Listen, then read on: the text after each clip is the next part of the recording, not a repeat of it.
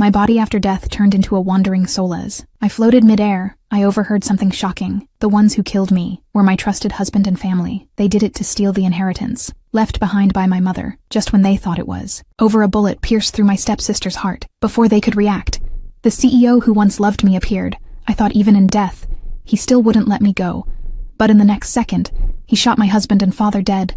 Then he dug up my grave. When he saw my cold, lifeless body, he completely broke down with shaking hands. He pointed a gun at his head and pulled the trigger without hesitation. Only then did I realize the man who once imprisoned me had truly loved me deeply. His only wish before dying was to see me once again in the next life. So I made a vow in my heart, if there is a next life, I will start over with him. Maybe the heavens heard me, because in the next second I was reborn. When I opened my eyes again, it was the day of my wedding to that scumbag. Looked at his fake smile, but memories of his betrayal flashed through my mind. Him and my stepsister, entwined in front of my grave. This time I won't make the same mistake. So I slapped him in front of everyone, ripped off my veil, and threw it at him, then turned around and left, ignoring all the shocked faces. I just wanted to find the one who truly loved me. But before I even left the venue, he had already come for me. Seeing the CEO safe and sound, I ran into his arms. He was stunned at first, then smiled and asked if I was up to something again, but the scumbag pulled me back and questioned me in front of everyone. How dare I hug another man? I shook off his hand without hesitation and ran back into the CEO's arms. The CEO didn't hold back and kicked him to the ground.